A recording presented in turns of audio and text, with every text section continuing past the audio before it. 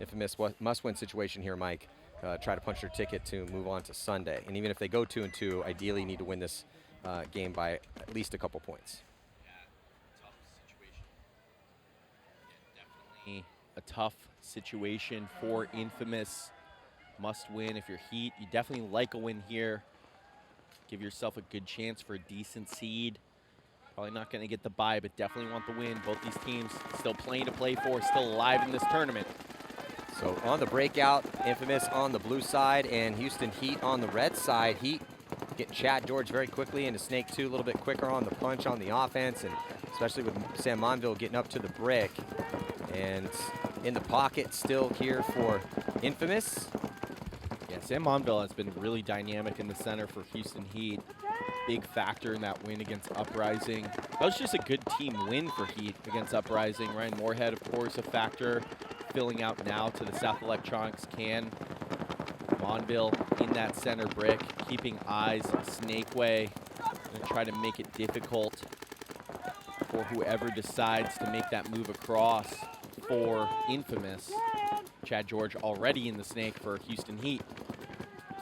Yeah, Chad George, and possibly get some help here in a second. Moorhead looks like he wants to make his move across, checks off on that inside angle, and you can see there Chad George here on your screen with Monville right behind him. Infamous still content to chill in the pocket. The body at the South Electronics scan, the mini wall, the door, back center, and the Aztec with Russellback. Russellback drawing the lion's share of the spins over here for Infamous in that crucial position. Monville past the 50-yard line now, looking towards that snake side. Patience gonna launch. Yeah, and Russellback was playing heads up from that Dorito insert, so no one saw Sam Monville go forward. He's on to Infamous' side of the field, and so far as I know, undetected. He might be able to catch Patient coming forward even into the Snake 3. That crawl forward into the Snake 3 is often uncontested, but with Sam Monville there, the trap is set for Patient. Yeah, Patient biding his time at Snake 2, actually way back off of that position and trying to rip it inside lane. Referee gonna come and give him a check though, might have caught some heat. Looks like he's good to go. Thinking about moving up into Snake 3. Yeah, and if he does, he's going to get eaten up by Sam Monville, and that check is really useful for Sam Monville because it tells him exactly where Zach Patient is currently. Monville still in a good spot up that middle. Moorhead behind Chad George and outside wide with Ronnie Dizon. So much better field position here for Houston Heat. More proactive on the offense, more tentative here for Infamous, but it's still 5-on-5. Yeah, Monville did not see Patient crawl forward into the Snake 3. And Zach Patient figured out that he was there on his first look inside, so Monville missed the shot. And I heard Infamous ask which side is Monville on. Look for Sam Silberg to try to make a move forward to get Sam Monville out of their business. Wisely, Monville has switched to protect himself. So if they come through that center alleyway, it's not going to work out. If they come out that outside alleyway, it's tough to live on the move. Yeah, Silberg's got some burst speed and loves to run people down, so, but he's not going to do it yet. Silberg got the door. He's the closest guy to Monville. Moorhead right behind Chad George. Great comms by Chad George. Knows all the situations. The guys in the front often know the most positions because they catch the most heat and have good eyes, open angles. So being able to communicate from those high-pressure front spots, so critical. Chad George, one of the best in the business at it. Yeah, Chad George and Ryan Moorhead have been working together in the professional division for probably about, I'd say 15 seasons, maybe more now. Yeah, probably more like 18, to be honest. Yeah, long-time players together. Yeah, and then the comms just so fluid between the two of them. Mishka at the back center. And Dizon, yeah, just love this crossfield spread. But Monville has been the thorn in a lot of team side up the middle for Houston Heat. Yeah, it's really been all this line for Houston Heat. We saw a little bit of Jackson Frey on day one, but it looks like they're going to Mishka, Russian legend, the original first big Russian name that came out of that country as a top-level elite paintball player. I think Trevor Reeser and Silberg working well together to switch each other's guns, but Silberg's primary concern, it seems, is getting Monville off the field, but Monville doing nothing to reveal his position. He's keyed up all day on the outside Dorito. Yeah, both teams with some great comms out here. Both teams still with 5 bodies alive. We're coming up on 10 minutes left in regulation time, so almost a 5-minute long point with no deaths. And with the early offense for Houston Heat, it's really forced Infamous to be stuck in these back positions. Yeah, Infamous and Sam Silberg and Trevor Reeser, great comms. Reeser said, hey, Sam, watch the dynamite, meaning watch the Dorito side. And then Trevor told Zach Patient, I'm on the red, meaning I'm shooting Snake Way, setting a trap for Chad George. Now they switch. Silberg picks up the job again. Double stacking those guns with Silberg. Now triple stacking with Ryan Hall in the back center. Only Brusselbeck's gun inside currently. Yeah, 3 guns there are 4 guns over towards Chad George and Ryan Moorhead. Yeah, might be time for Ronnie Dizon to get in the mix and move up into that D1 or D2 position. That's going to take some pressure here off of Moorhead and George. Yeah, the one thing is that he's on the protect, so if someone comes in and tries to get Sam Monville off the field, Dizon is the one who's going to shoot him in transition. Well, Mishka's going to move over to work with Ronnie Dizon, so maybe one of them can stay on that job, and then the other one, because once that forward progression on that top Dorito side, either Dorito side, bottom side, D side, doesn't matter. If you get up the field a little bit, guys are forced to deal with you. It's going to take pressure off Chad, and then Chad can get across and work with Ryan to start pushing up this side. I agree, Maddie, and also you can pick up the protect from the Dorito too as well, which it looks like Ronnie wants to do. He put Mishka on the center valley job, the center alleyway, where a lot of action goes down in the middle. I think Dizon wants to make a move forward. However, Brusselbeck threw some, and Ryan Hall threw some paint at that mini Dorito. That made him think twice about it.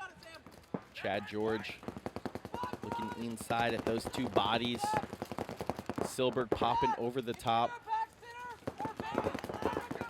Here goes Dizon into the mini Dorito now, making a move forward. Yeah, so that was the move. Now with the kill here on Ryan Hall, walking off for Infamous 4-on-5 situation here in favor of Houston Heat. I would guess that Dizon shot him in transition right there. Might have been Mishka, but really nice job killing the back center, establishing a body advantage, and with Monville up in the business. Well, the farther that Dizon gets up that field and with protection from, yeah, you got to drop that middle protection, and it's going to put Monville in a little bit of a more precarious moment, but it's just going to take guns off Chad George and Ryan Moorhead. Yeah, the only gun on Chad George right now is Trevor Reeser, who I'm not sure his paint situation, but I doubt it's a ton. Brusselbeck now engaging Moorhead. Now goes Patient into the 50 wedge, but he gets picked up. No, trades out. Trades out with Monville. Monville had switched. Nice job. Looks like Monville might be cramping up, having just spent the past 8 minutes almost just posted up on that side. People do not realize how exhausting it is to play tight for 8 minutes straight in heat under pressure. It's really, really difficult. It wears on your body. Yeah, it's like walking to your sauna, put a full pack on your back, and gear up, and then just hold a zone. And get in the most... for 8 minutes. One of the first paintball coaches I ever had, Dave Adams, said, if you feel comfortable, you're not playing tight enough. And I've always liked that, and I think that holds true.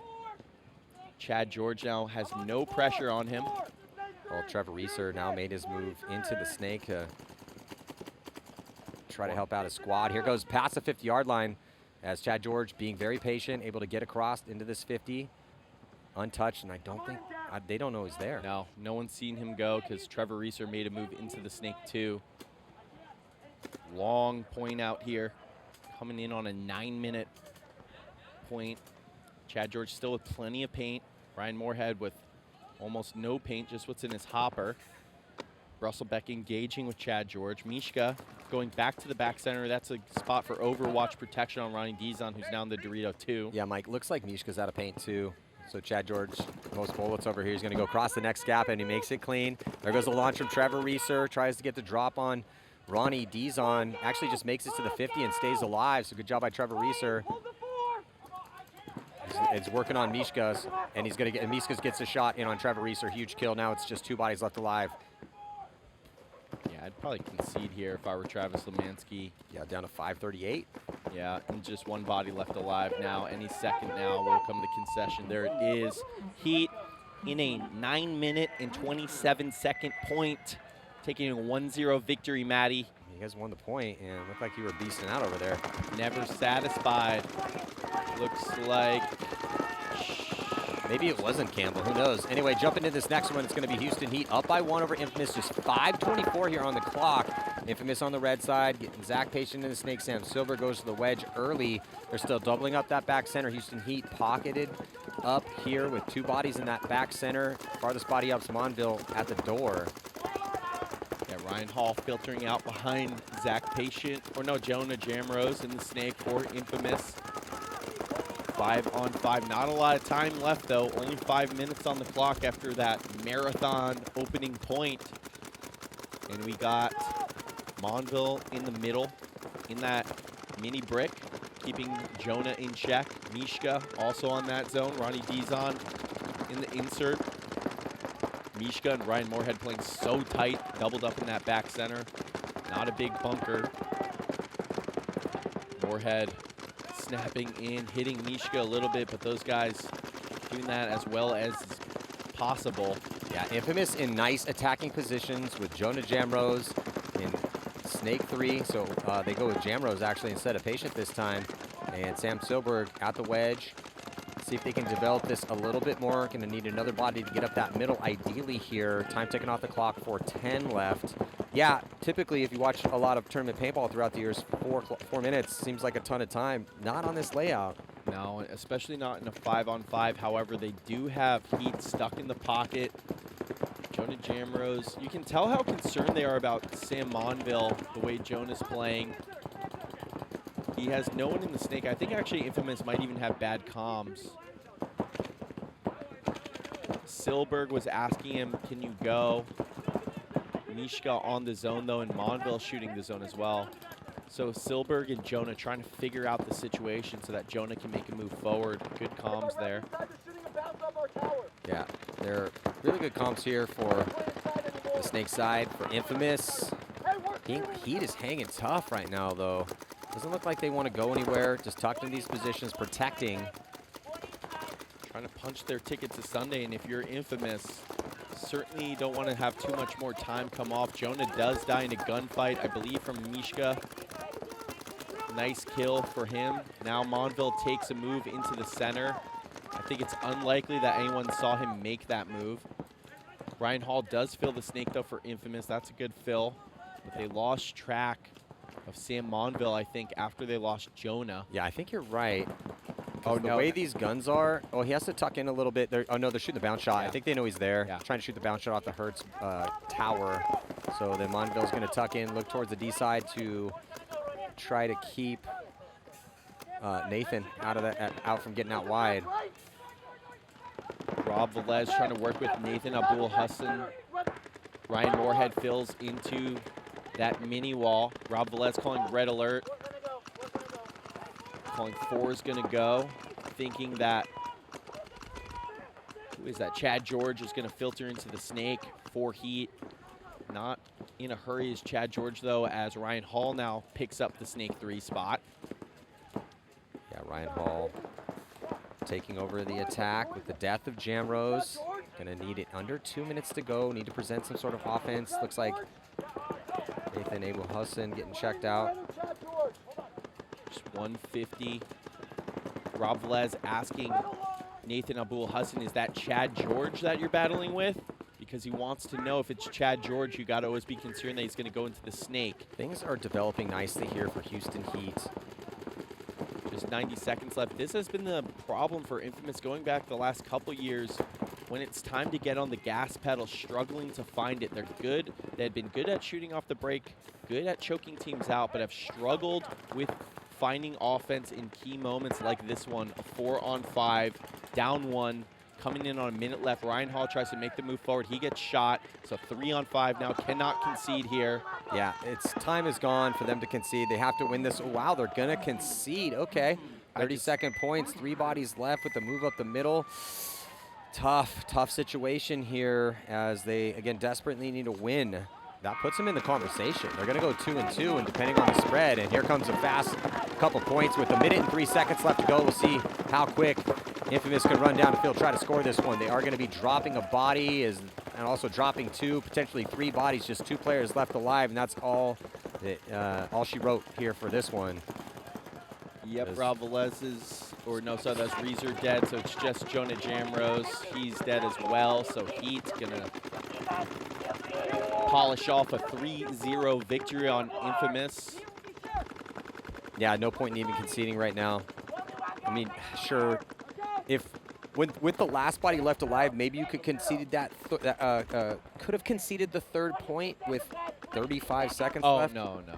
Yeah. Yeah, I just don't agree. Yeah. It was worth a shot. They're going to be knocked out regardless, but Yeah, it was that 3-on-5 down 1 concession that was the tough call. Travis Lemansky electing to concede. Let's give the double 2 points, 2 30-second point thing a try. It doesn't work out for him.